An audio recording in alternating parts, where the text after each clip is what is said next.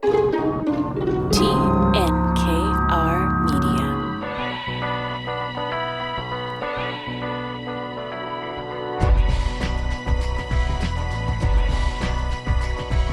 Welcome to Inspiring Entrepreneurs Montreal, our 15th season showcasing stories from outstanding business people presented by BDO Canada.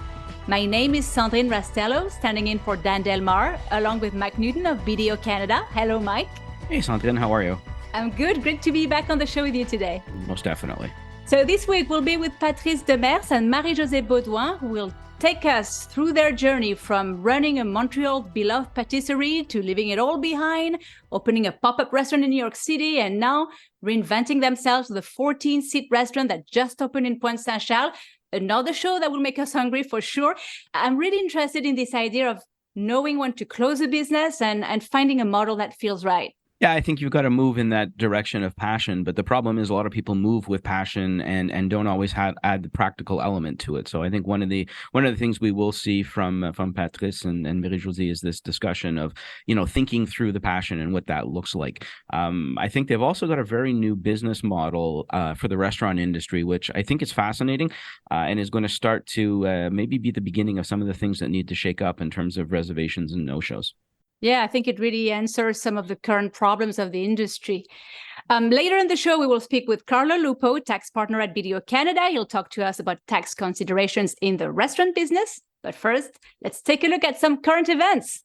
So first, let's talk about AI, a subject I know you like. You often discuss with Dan. We have a couple of stories here. There's this BBC story about ChatGPT getting access to up-to-date information. And we know that ChatGPT until now was trained using data that went back only up to September 2021. Possibly a game changer there. What do you say? Definitely. I think, the access to information of anybody that is on just an open chat platform that's not on a premium. Anytime you log something in that required an updated information. So, I like my horses and my horse racing. So I would go on and say, who are the entries running at Santa Anita or Belmont tomorrow? And it would say to me, unfortunately, I don't have access to up-to-date information. So that'll change going forward. Right now, the option is really on the premium users. So they're going to start seeing how they can populate and gain the information from this. So AI is still in its, it's in its infancy stage in terms of utilization when you get to the Chat GPT type model, though it has been around for a long time. What we're starting to see now is a real push towards regulation and safety and a whole bunch of things that I think are going to continue to swell, I think, over the next 12 months as people want to start using this for more practical purposes. And yeah, the other article, speaking of which, is, how from CBC, how Ottawa has unveiled a voluntary code of conduct for the use of advanced generative AI systems in Canada. That said, it's a voluntary code. And also, you remember there was this call for a 6 months pause by some very famous people in AI. What happened? Nothing. So what do you make of this sort of, code of conduct? Well, I think this is, is like you go back to years when they had the open source code, when people were just, trying to populate the whole exercise and have this wider base of people that are using from a practical perspective. And it's not just government regulation. So this exercise in terms of the voluntary code of conduct is really to push a lot of the bigger companies and the users. And I know BlackBerry and there was a number of other companies that have signed on to this. And really the goal of this is a continuity of, Bill C-27, which goes back to June 2022. So, almost 15 months ago when the Canadian government tried to start regulating some of this. And this whole new code is basically a critical bridge between now and when the legislation would be coming into force. So it's almost like the dating scene, if you will, for some code of ethics with regards to AI. And the code outlines measures that are aligned with, and basically they go to 6 core principles: accountability, safety, fairness and equity, transparency, human oversight and monitoring, validity and robustness. Now, wow. I mean, that's so vast and so wide. And, part of this revolves around privacy issues. right, that have been put in place. So part of it revolves around, what is this going to mean to employment? What is this going to mean to certain jobs? How is it going to be applied? So there's still a huge unknown within the Chat GPT type environment that Microsoft, being one of the biggest players in terms of development, is really looking to try and move forward and take this in a direction that has a practical element to it. To this point, it's pretty much just been the research side of things, and it's been the what ifs and the what ifs and the what ifs. Now we need to find a way in order to bring this into use. And I think that most companies are now challenged with how are we going to use this. And I certainly know with BDO, this has been something that's been going on for some time in terms of development and working forward, but it's still this, what is the governance associated to all of this? And I think this is where hopefully this new voluntary process is looking to kind of steer us in the right direction. And, we're talking about a code for AI companies, but what about a code for users, right? I guess it's up to each company, but it's an important reflection to have for sure. Yeah, and I think that the Chat GPT model, I mean, the generative AI is the usage of machine learning, which is the more information that you put into it, obviously, the more it continues to learn. Except a lot of people don't realize that in order for it to learn, it's taking the information that you're typing in. So if you're typing in private information, well, that private information finds its way into the machine learning, and this is now becoming a major issue within Canada in terms of privacy matters and how we're going to address this going forward. It's nice to populate it, but what are you going to populate with? Client information. If you're a professional firm, how do you protect all of that, and how do you keep that under control? So there's still a lot to come in this area. Absolutely. The second article we have today is another of your favorites because it's linked to the return to office and the office itself. It's based on comment. It's an article in Inc. It's based on comment by a New York City real estate developer, Michael Svo, and he sees a bright future for the high-end real estate office market. So if you want people to come to the office, raise the bar in terms of comfort, art, excitement. If you don't do that, you'll struggle to find tenants. Is it really transforming an office into an art gallery that can bring people back? Well, there's a lot of plays in this, and this goes back to something that started a few years ago, which is when we started to see these multiple use and the Four Seasons and a number of other the big hotels started to populate office buildings and residential buildings with the top floors being addressed to some of the hotel. Why? That way you would be sharing the pool, you would be sharing gyms, you'd have this multiple user facility that allows certain people who normally wouldn't have access to those facilities, especially from an office perspective, the business side, to now have access to a lot of a lot of amenities that is more attractive. I think his Michael Svo's commentary is feeding off of that to a certain degree. What worries me is not every building can afford to be an A+ building, and right now and Montreal's seen this over time, that when we put in new buildings, if you don't bring in new business, all you're doing is moving tenants around. You're moving, business tenants around. So you go from a B or a B+ to an A+. Great, it's wonderful for the A+. Well, what happens to B and B+ if you either can't bring the amenities up to attract, or a city doesn't bring in new business? So I think a lot of these things, New York City is having its own challenges bringing enough people back into the city. And I think that anything, and we've seen this in the real estate market, whether it's residential or commercial, there's always a demand for high end.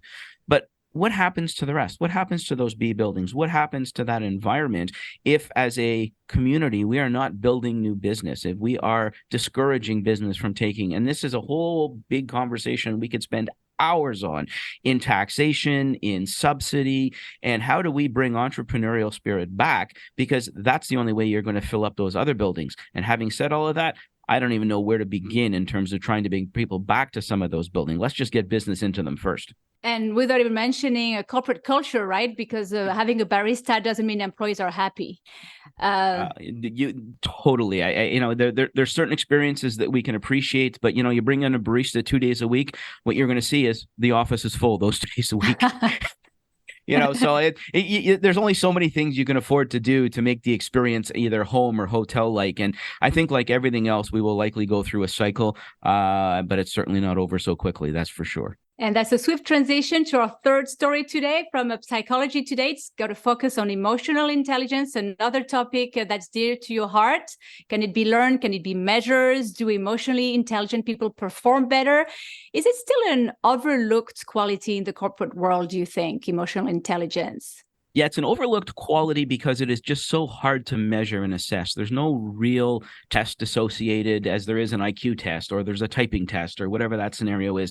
From an emotional intelligence component, it really is the way you address things. So I think what's involved is people need to start making a more conscious effort to be looking for these things when they're looking to employ someone. The problem you have is it's very difficult for me to look for that quality if I don't understand that quality to begin with. It's the old expression of the blind leading the blind, right? To a certain perspective. And I think this continues to be a challenge. So I think the awareness and the recognition of what's there, and they use for emotional intelligence, they use an acronym called RULER, RULER, which is recognize, understand, label, the ability to express your emotions and then to regulate your emotions. And if you can find within that area, I think what you're doing is you're opening the door for the ability for people to say, hey, you know what? I recognize there's something there. And even if it's not a skill that has been honed yet, the recognition itself goes a long way. And I do believe that people who are emotionally intelligent are more successful. I think it may or may not be a financial quantum, but it certainly is in terms of relationship skills and people skills and that ability to manage people, which we know in the long term ends up being a financial one as well. Is this something that's on the radar and more leaders that you meet in your business? Most definitely. And I think, like I said, in some cases, it's getting those leaders to recognize what emotional intelligence is in themselves. I always say, if somebody says to me, well, what's emotional intelligence? Narrow it down for me. So it's your ability to walk into a room and recognize how you affect that room. What comportment do you bring? Do people see you there? Are you standing out? Are you loud? Are you obnoxious? Are you bringing positivity? So, some things emotional intelligence are not. It's not a positive that makes you emotionally intelligent. It's that ability to address it, regulate it, and control it that ultimately does. And as you know, something very important in interviews as well. Thank you, Mike. Coming up, we'll introduce you to our entrepreneur, Patrice Demers, and Marie-Josée Beaudoin, his life and business partner, who will talk to us about their crazy journey from becoming Montreal's favorite patisserie to leaving it all behind, opening a pop-up restaurant in New York City, and now reinventing themselves with a 14-seat restaurant that just opened in Pointe Saint-Charles. Patrice and Marie-Josée, welcome. Thank you. Thank you. We have so many things to discuss today, but let's start with your new venture. Less than a year after closing Patrice Pâtissier, you're back with a 14-seat formula. You offer dinner, tea, cooking classes. Where did this idea come from? After we closed the pastry shop in August last year, we took a few months off. I was teaching a bit also at culinary school. We went for vacation in Italy, and we just took time off to really reflect on what we wanted to do after that big project, because the pastry shop was open for almost 9 years. So we kind of needed that break to really thought about what would be the next steps. And we realized pretty soon that we're missing working in a restaurant. And our passion about the business is really about restaurant. We love going to eat out. We love to travel.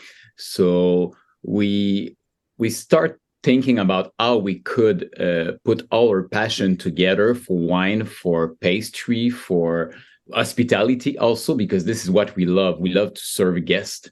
And we thought about opening something really small, because one of the main, I will say, challenge of the pastry shop was the many staff we had in the last few years.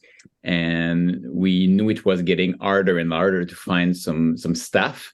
So we kind of thought, why don't we open something just by ourselves with no staff, just the two of us? Yeah.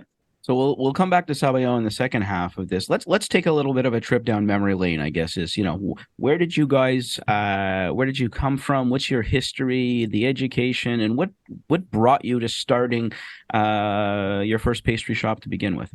Well, if I talk for myself, my father used to own restaurants. So I kind of grew up in a restaurant.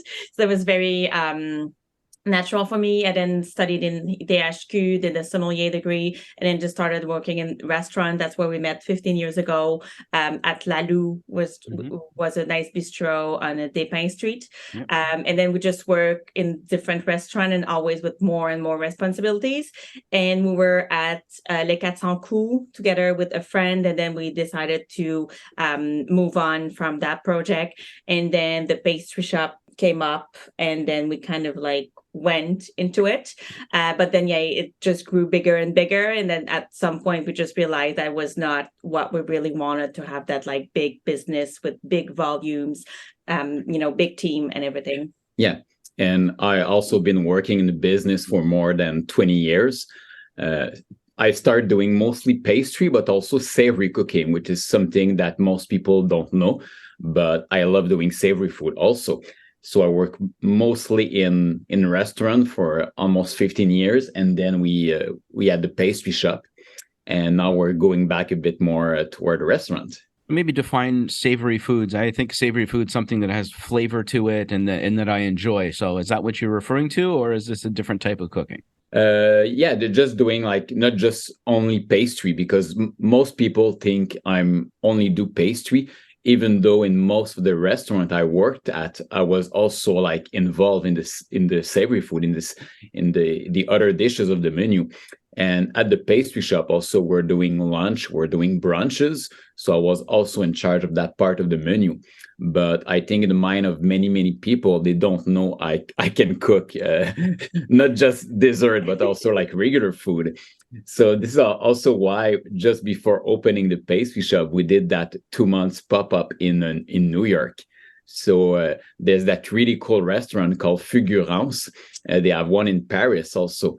And they receive guest chefs. So every 2 or 3 months, they change the chef. So they have a team in house. They have some cooks. They have a team in the dining room. But every 2 or 3 months, they have a new chef coming in who's doing his own menu. So we were there for the month of May and June of this year. And for me, it was kind of my first chance to do an whole tasting menu by myself, and being also able to see like how the guests will react. And it was fun because in New York, like most people don't know that I do mostly pastry. So it was kind of nice to be able to serve my food to people who don't have that in their mind. Yeah. So you basically went incognito in New York, is what you're saying, is nobody really knew who you were, and you could do your own thing without some baggage. Yeah, this is what we thought at the beginning, but then we're kind of surprised that many, many people from Montreal and from Quebec came to see us, like on the weekend, on Friday, Saturday night. The dining room was almost half full of people from Quebec most of the time. So that was really fun. But for us also, it gave us a good, like, it confirms for us that people were expecting also something like, and that wanted to taste like a whole menu by myself. Like either were willing to come to New York, like we thought like, yeah, opening a restaurant in Montreal should be fine. Yeah. It's funny. It's an interesting thing. I mean, for years and years, I have said the two best places in North America for food are New York City and Montreal. So I guess you hit that on the right on the head. I was just wondering, and I was of course one of the customers at Patrice Pâtissier and shocked like everybody else when you closed. And I'm sure it was a hard decision to make.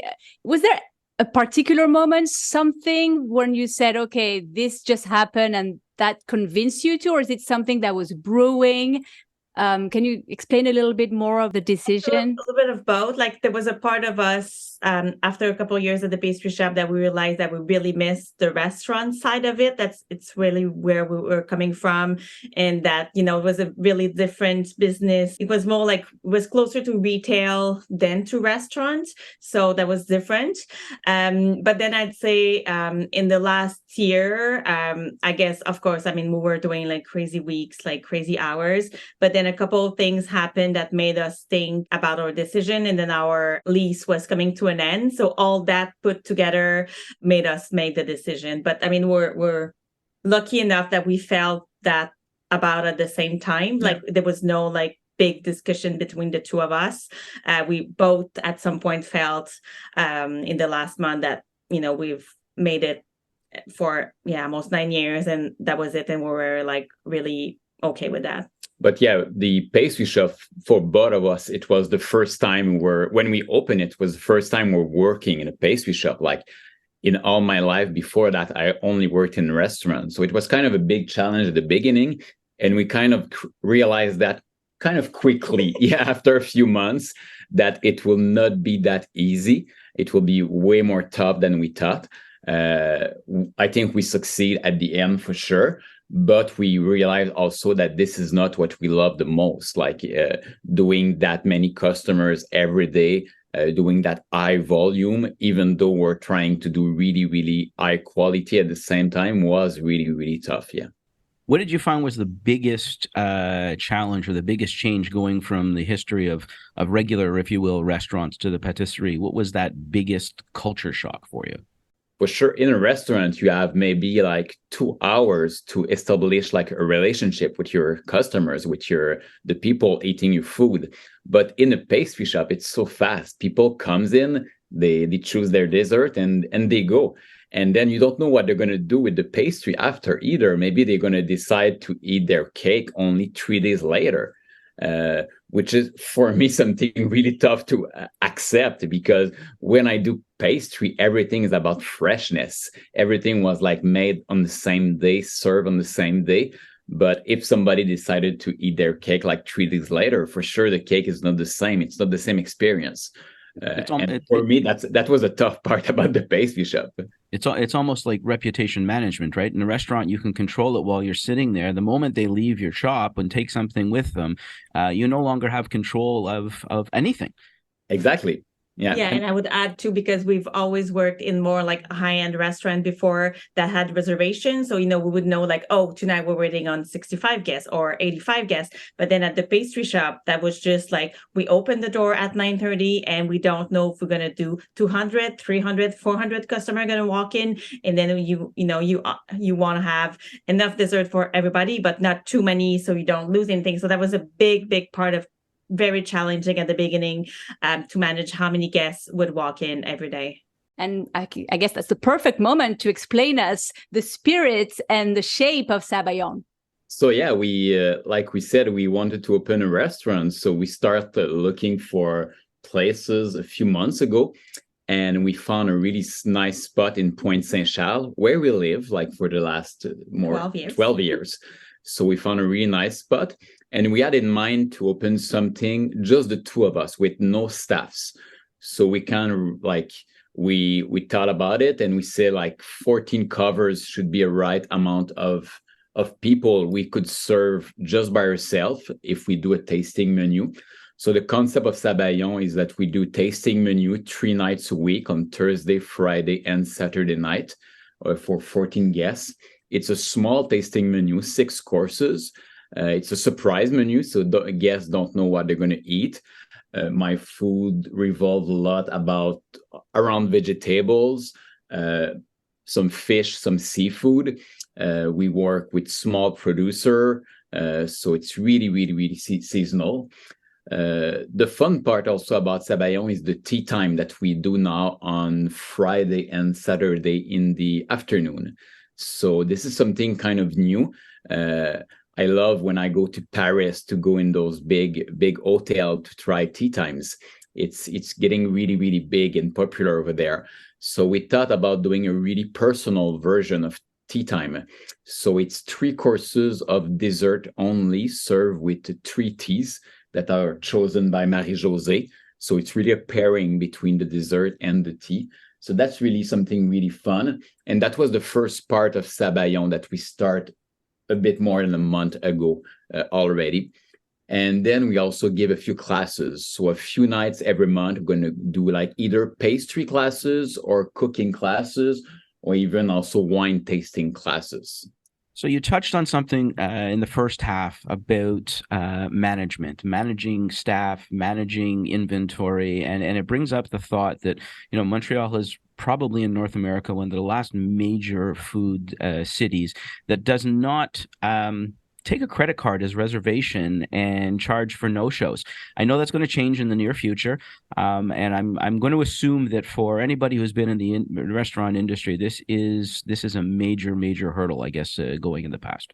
Yes. Well, the main problem being no show. So people reserving and not showing up. And that's, like in a restaurant, like if you have like even like 50 or 60 seats, like, I mean, your profit margin is like that table of 2 or that table of 4. It's not, so 2 or 3 table not showing up is really like you're losing money, even though like 45 guys showed up. So for us, at 14 seats, we clearly could not assume having no shows. So we decided to go with a reservation policy that people buy tickets like a show. We really decided to manage the project like a venue, if we go to a concert. So when you reserve at Sabayon, you pay your ticket for the price of the menu. So if you reserve for the night, it's $115 per person. For tea time, it's $55 per person. And then you have up to 1 week prior to your reservation to cancel.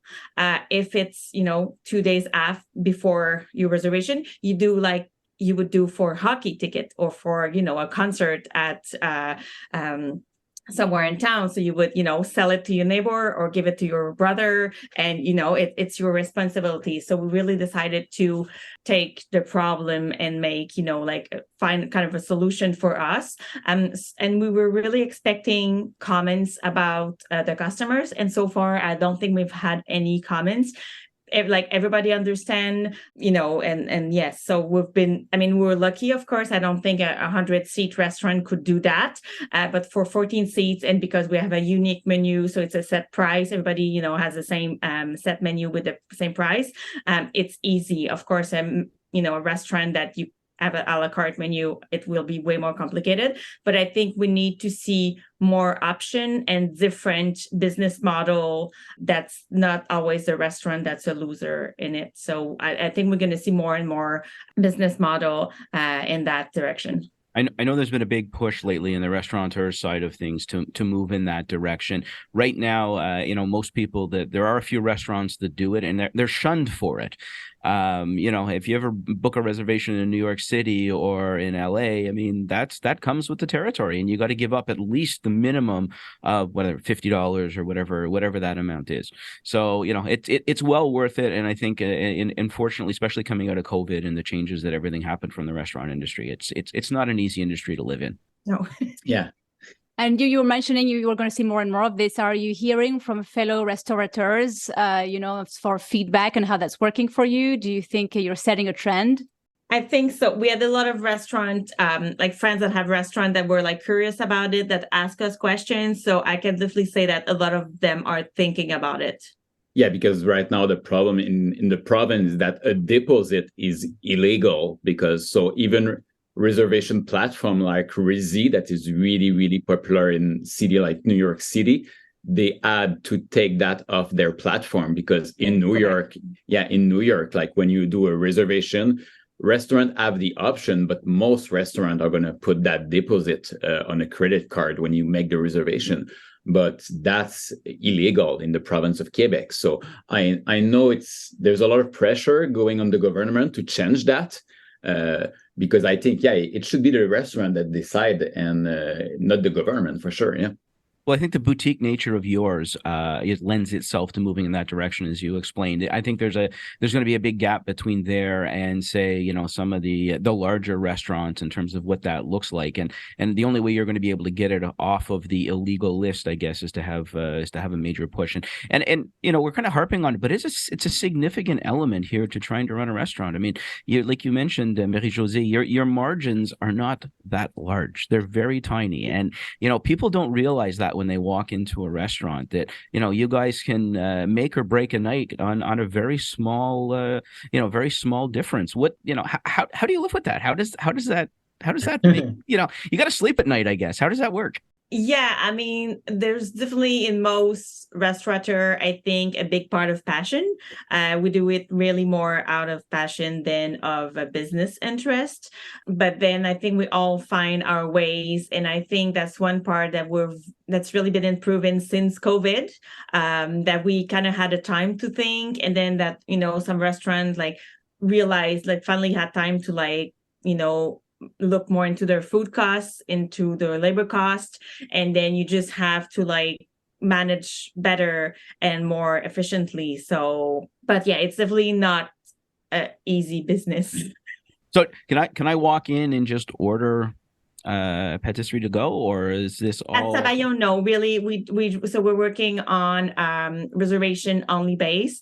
So for every first Wednesday of the month, we release the reservation for the next month. So first Wednesday of October, we're going to release November, and then so we sell 14 tickets for every event, and then we expect those 14 people to walk in at the time they reserve their ticket.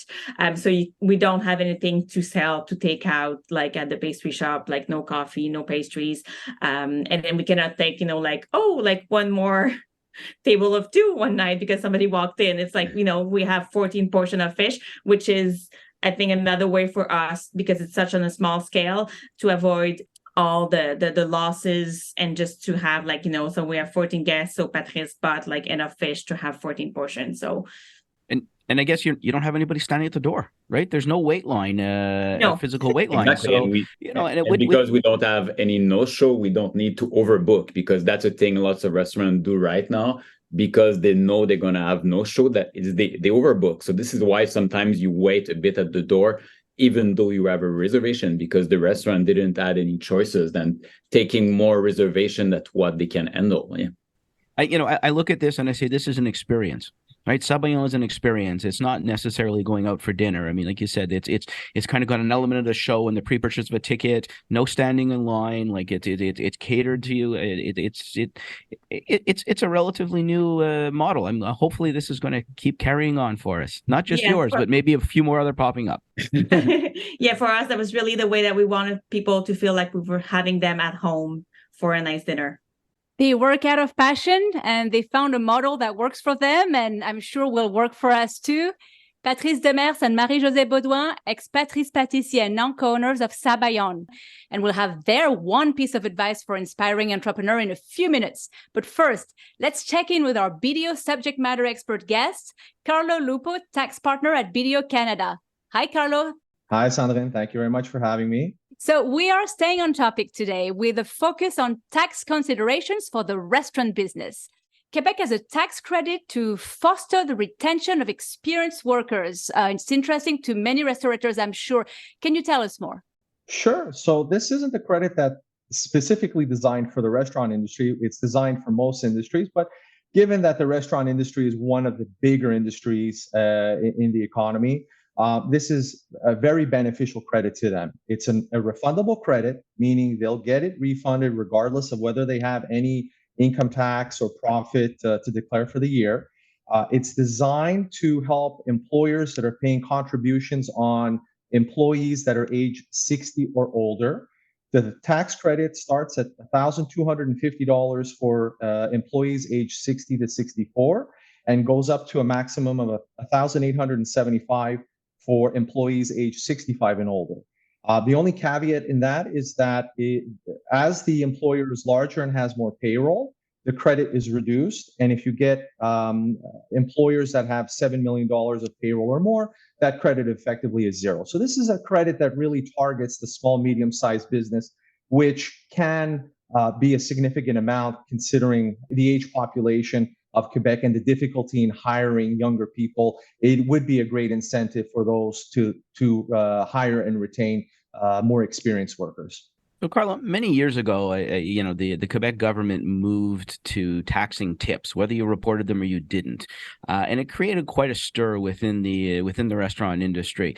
I guess there was obviously a lot of lobbying, there was a lot of pressure, and Quebec moved to a tax credit for reporting of tips. So maybe give us a little bit of insight of how that works and just what is the benefit to this? Sure. Well, one thing I want to just say is most credits that the government gives you are taxed. So I don't want people to think that you can get a tax credit from the government and it be not taxable. But specifically the tax credit for tips, this is targeting regulated establishments, generally to be understood as restaurants. These are situations where the employer is collecting tips and they have a sharing agreement with their employees where part of the tips are going to be retained by the employer and part of them are going to be paid to the employees. The understanding is that this is additional remuneration to the employee. The employer has to pay payroll tax on that. It does come out as being a cost because you can imagine if you're collecting, $50,000 of tips and paying it to an employee or employees, it's costing you more once you factor the payroll taxes. So there is a 75% tax credit, a tax credit that is on 70% of the employer contributions relating to the tips to sort of compensate for the fact that there's a cost to them for the sharing of tips with the employees. It is a refundable credit. So again, the restaurant doesn't have to have income or doesn't have to have tax payable. It's just a flat out refund that they get at the end of the year as a result of this. Carlo, this is corporate level. None of this applies to the individuals, to the people working. They're going to get it by way of, there's no tax credit on their tax return for them if they're tax workers. This is just additional remuneration. It's no different than if I paid the employee an additional salary. This is really just to I guess, in French, as we would say, dédommager or mitigate the cost of the payroll taxes associated with the amount of the tips that are being paid and shared with the employer. Last point, because I know we're running out of time. The restaurant industry has always been, I guess, notorious on the radar of the government authorities for tax audits. Do you want to speak a little bit about this area? Sure, and this goes into the point from the previous segment about younger entrepreneurs, younger chefs that are starting up a business.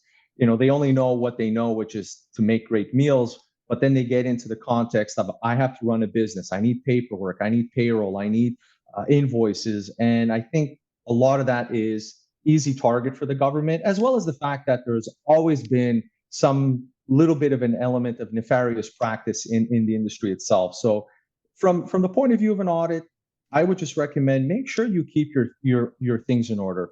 Have a good bookkeeping system. Have a good filing system. Make sure you have everything papered. Monitor your employees. I think we're hearing more and more nowadays in the news about employees stealing inventory from their employers because of rising food costs. Monitor that. And I think if you have good records and you know what's going on in your business and are cooperative with the government, you'll find the government being a lot more understanding of your situation and not really trying to beat you down for all the money that you have to fork over to them. Thanks for joining us, Carlo. Don't forget you can read more thought leadership and expert advice from the BDO team at bdo.ca. Thank you very much. Thanks, Carlo. As we come to the end of the show, let's ask our entrepreneurs, Patrice Demers and Marie-Josée Beaudoin, co-owners of Sabayon, for their one piece of advice for inspiring entrepreneurs. I think the best advice I can give is just to do your homework and go see what other businesses in what you want to open are doing. We saw the pastry shop. Lots of people who wanted to do pastry we love to do pastry at home, and we're looking to open a pastry shop. And they didn't ask, I think, the right question. So, like, if you like pastry, if you like ice cream, and you want to open something like that, just go in your own city and other city to see what's already there. See the prices, what people are asking for, talk to people, ask the right questions. What are the profits? How does it cost opening a business like that? Most people who open business don't have any idea how much money they need to open a pastry shop, how much money they need to open a restaurant. Yeah, I would go in the same sense that Patrice was going in, like just taking experience. If we talk especially about restaurant, we see a lot of young chefs sometimes that want to have their own restaurant just because they want to do their own menu and they don't want to have a boss. But then they've never really managed other staff or manage, a food cost. And then, you have to do paychecks and then pay your taxes and then all this like other part of having a business that it's just not because you have your own restaurant that you're doing the whole menu. So I would say about, taking the time, taking experience, learning, asking your colleagues, especially in the restaurant business, we're really friendly with each other. We're always helping each other. But I would say, to take the time and to really do your homework, as Patrice was saying, and really making your research before opening, not after. I would say, Sandrine, that sounds like somebody who's lived through a few experiences in life. That's called passion and practicality all in one mouthful. Yes. I was just going to say, you obviously have done yours. So thank you very much, Patrice and Marie-Josée, for joining us this week on Inspiring Entrepreneurs, and best of luck with Sabayon. Not that you need any. Can't wait to try it. Thank you so much for inviting us. Mike, any final thought? Or I'm hungry. So am I, second week in a row. I know. This is what happens. Sometimes we do the technology ones and, you come out going, oh, I got a great idea. But this one now makes me hungry. Next week on Inspiring Entrepreneurs by BDO Canada, our guest is Chloe Ryan, CEO and founder of Acrylic Robotics. Her intelligent robots enable artists to replay their brush strokes with real paint on canvas, making it easier for them to make a living and democratizing artwork. A reminder that you can subscribe to Inspiring Entrepreneurs Montreal as a podcast on iHeartRadio, Spotify, Apple, or your favorite platform. And you can also log on to the website inspiringentrepreneursmtl.com for hundreds of local entrepreneur profiles. Thanks, Mike. See you next week.